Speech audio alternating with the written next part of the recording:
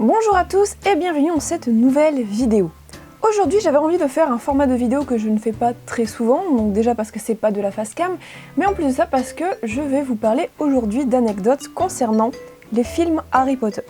Ça fait quelque temps que j'ai envie de vous parler un peu, je sais pas, des coulisses de Harry Potter et tous des petits secrets qui se cachent tout autour, et du coup j'ai décidé de vous faire ça en faisant une vidéo dédiée à un film en particulier, en faisant dans l'ordre, donc on va commencer par Harry Potter à l'école des sorciers. Alors j'ai essayé d'être originale et de vous raconter des choses qui ne sont pas forcément très connues, mais il y a forcément des choses dont vous aurez déjà entendu parler parce que si vous êtes sur cette chaîne, c'est que vous aimez Harry Potter et que du coup vous connaissez quand même pas mal de petites choses à son sujet. Alors c'est parti, et avant de commencer, n'hésitez pas à mettre vous aussi en commentaire les anecdotes que vous connaissez concernant Harry Potter à l'école des sorciers.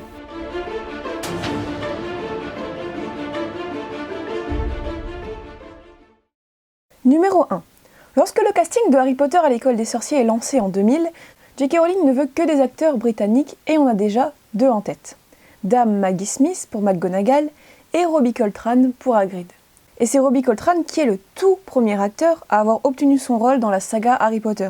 Il est ainsi passé devant Robin Williams qui malheureusement pour lui n'était pas britannique. Numéro 2. Alors ça c'est pas extraordinaire, mais je trouvais ça super drôle alors je voulais vous en parler. À deux reprises, on voit McGonagall sous sa forme de chat dans le premier film Harry Potter. Eh bien, un des chats utilisés pour jouer la forme animagus de McGonagall se serait apparemment enfui du tournage pendant 2 jours entiers avant de revenir tout tranquillou. Numéro 3.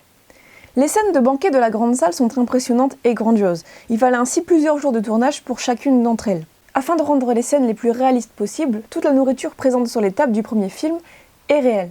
Les différents plats étaient changés plusieurs fois par jour afin d'éviter les désagréments. Seulement pour des questions d'odeur et de gaspillage, la production a décidé de la remplacer par de la nourriture factice à partir du second film. Et vous pouvez d'ailleurs admirer une partie de cette nourriture au studio Harry Potter de Londres. Numéro 4.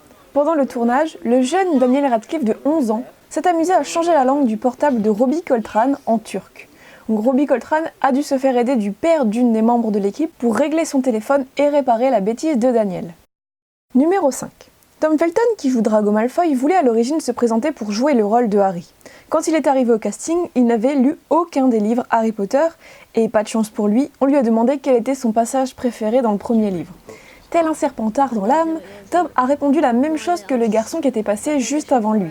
Bien entendu, Chris Columbus, le réalisateur, avait tout compris, et il a trouvé qu'il serait parfait pour jouer le rôle de Drago Malfoy. Numéro 6. Vous connaissez sans doute Pibbs, l'esprit frappeur de Poudlard qui donne du fil à retordre à Rusard.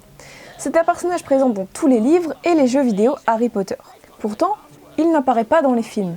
Mais ce qui est moins connu, c'est qu'un acteur avait été casté pour le rôle et que des scènes avaient même été tournées.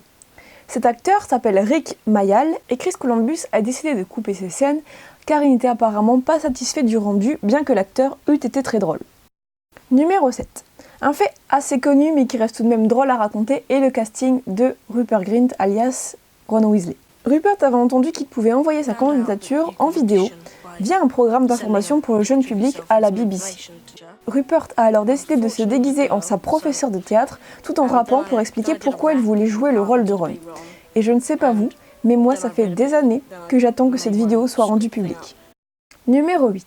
Il y a une erreur dans le générique du premier film Harry Potter. Elle concerne les acteurs interprétant les joueurs de l'équipe de Quidditch de Serpentard. Les noms des acteurs ont été inversés par rapport à leur rôle.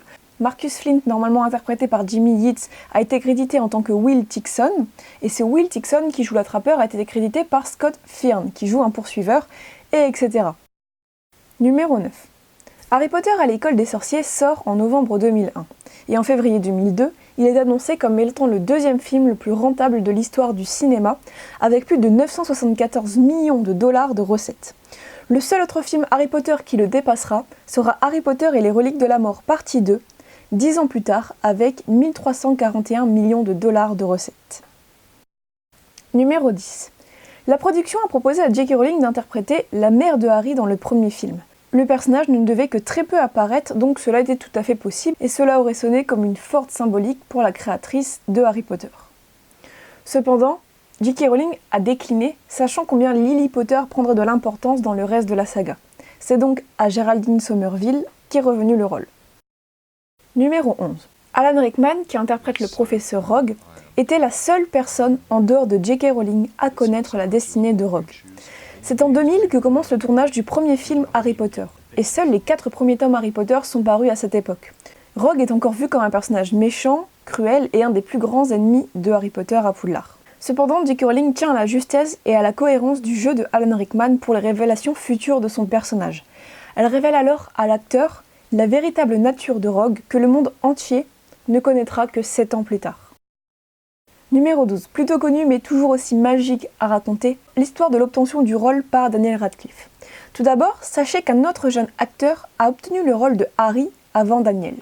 Il s'agit de Liam Aiken, l'interprète de Klaus Baudelaire dans Les désastreuses aventures des orphelins Baudelaire.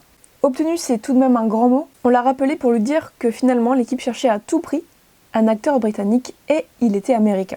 Plus de 5000 enfants ont ainsi passé le casting pour interpréter le jeune sorcier. Pourtant, Chris Columbus a Daniel Radcliffe en tête depuis le début qu'il a remarqué dans David Copperfield. Des parents difficiles à convaincre, mais un gros coup de chance le soir où le réalisateur et le producteur se retrouvent au rang, juste derrière Daniel et son père au théâtre. Ils réussissent à convaincre son père et sa mère, et petit fun fact, le soir où Daniel apprend officiellement qu'il a le rôle, il est dans son bain et fond en larmes. Voilà, c'est tout pour ces 12 secrets qui concernent le premier film Harry Potter. N'hésitez pas, comme je vous l'ai dit en début de vidéo, à marquer des anecdotes que je n'aurais pas racontées dans les commentaires. Et donc, n'hésitez pas à me dire également si le concept vous plaît et ce que je pourrais améliorer pour le deuxième épisode. Voilà, à très bientôt!